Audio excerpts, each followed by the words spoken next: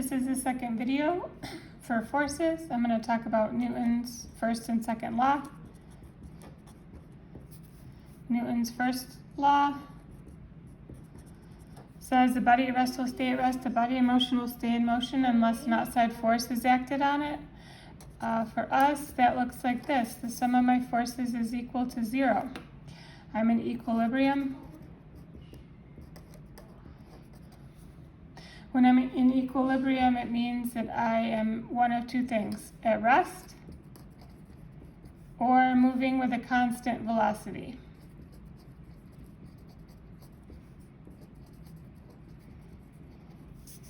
If I'm not at rest or not moving with a constant velocity, Newton's second law will apply.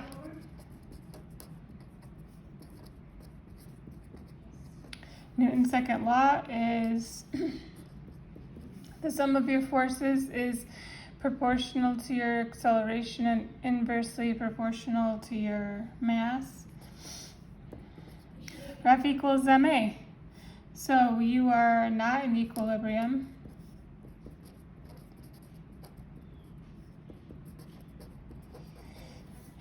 And you are accelerating. So the two questions you have to ask yourself when you're doing a forces style question is, what forces are present?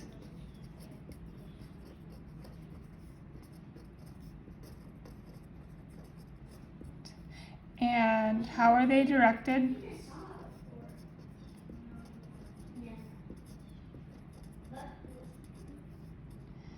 Then you have to ask yourself, am I in equilibrium?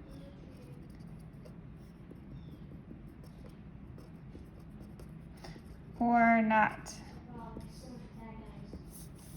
Right, and then you have to identify if you are in equilibrium, you're at rest or moving with a constant velocity.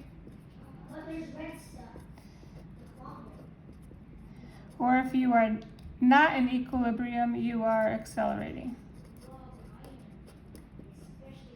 Let's see what this looks like. So yesterday we drew some free body diagrams. These are the same diagrams as the first several from the sheet from yesterday.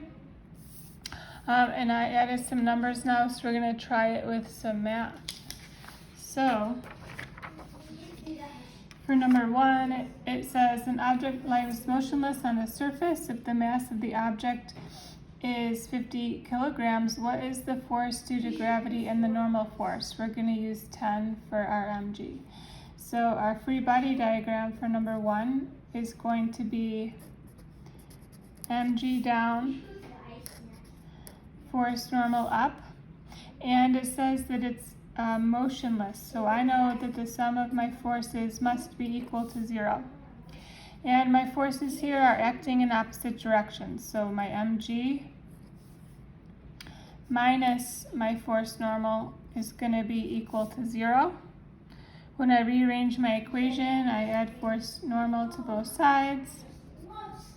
My equation becomes mg is equal to force normal. My gravitational force is equal to my normal force.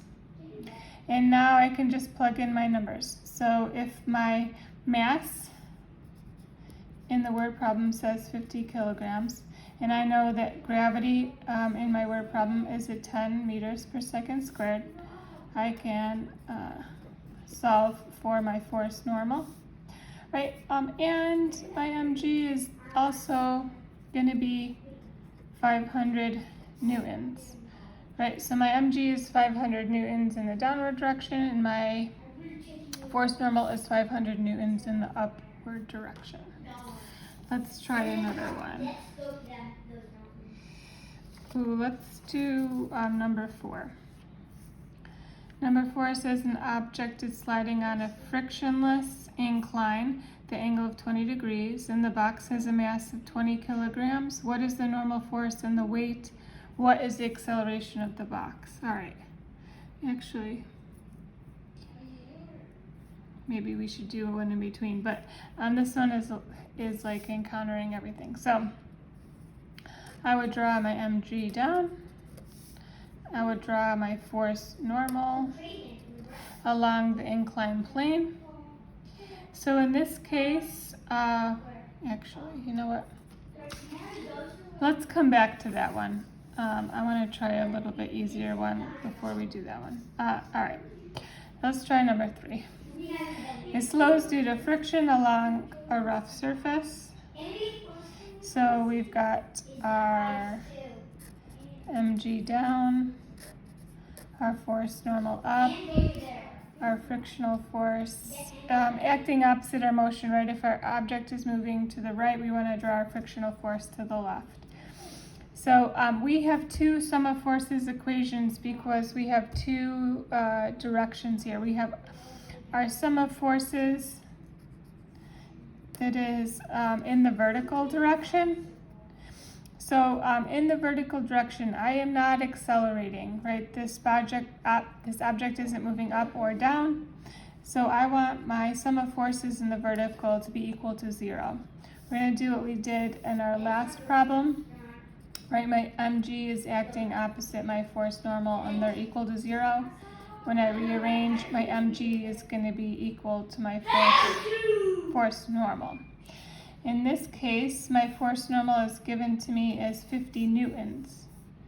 50 newtons. So, did I say force normal? My mg is given to me as 50 newtons.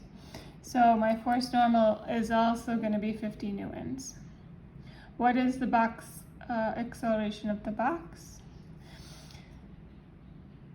So, our vertical sum of forces is 0. My horizontal sum of forces in the horizontal is going to be equal to ma because this thing is accelerating. It's actually slowing down, right? It's reducing its speed. So we know acceleration can either be increase in speed, decrease in speed, or a change in direction.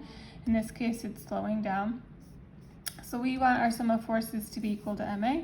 So we can say my frictional force is equal to ma because this is the only force acting in the horizontal direction.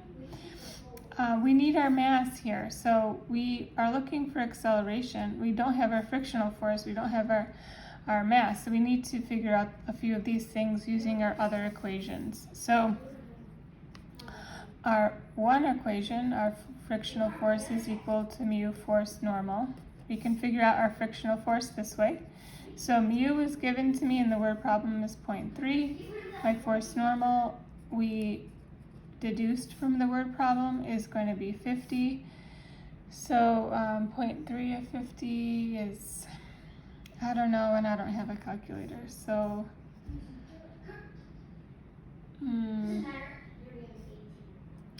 going to let you guys figure that out. I'll go back. And then my mass, right, if my gravitational force is equal to mg, I know my gravitational force is equal to 50. If I want to divide both sides by g,